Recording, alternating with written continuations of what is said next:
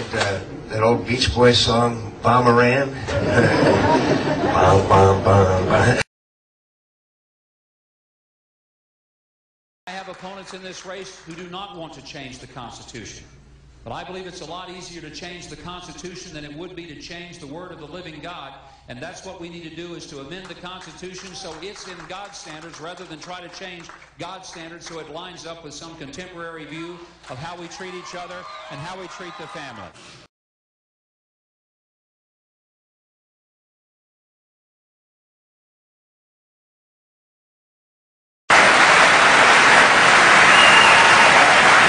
Congressman Paul, yet another question about electability.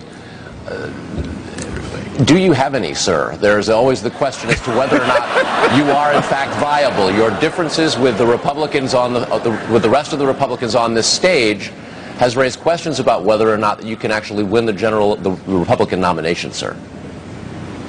Well, we've only had 2 little primaries so far, so it's pretty premature to decide which one is going to be the candidate. But, you know, when you think about it, if you measured everything I've ever said, every vote I've ever taken against the Constitution, you know, I'm a strict constitutionalist. Are you suggesting the Republicans should write me off because I'm a strict constitutionalist? I'm the most conservative member here. I have voted, you know, against more spending and wasting government than anybody else. So you're suggesting that I'm not electable and the Republicans don't want me because I'm a strict fiscal conservative?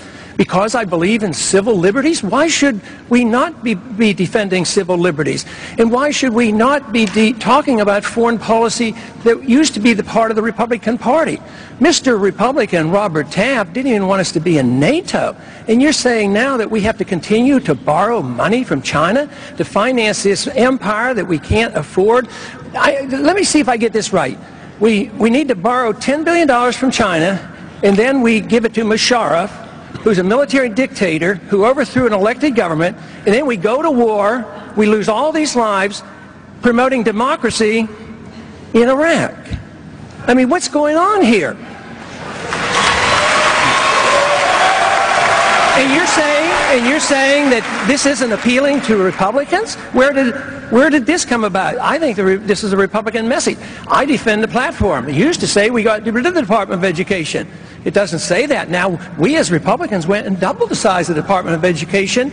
So where have we gone? I think we've lost our way. And then the insinuation that I am less Republican because of that? Congressman, thank you very much. We have to take one more break. We'll be right back.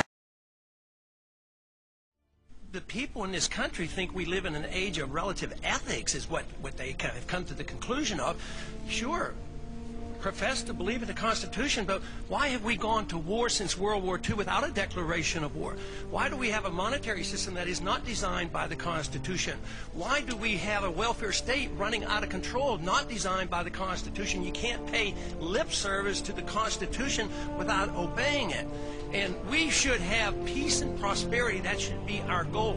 We in foreign policy ought to have a golden rule. We ought to treat others as we would want others to treat us. And we don't treat others so fairly. We treat them like we're the bully, that we're the policeman of the world, and we're going to tell them to behave. If they don't listen to us, we bomb them. If they listen to us, we give them more money. And it's bankrupting this country because we don't live up to our principles. The principles are embedded in our Constitution.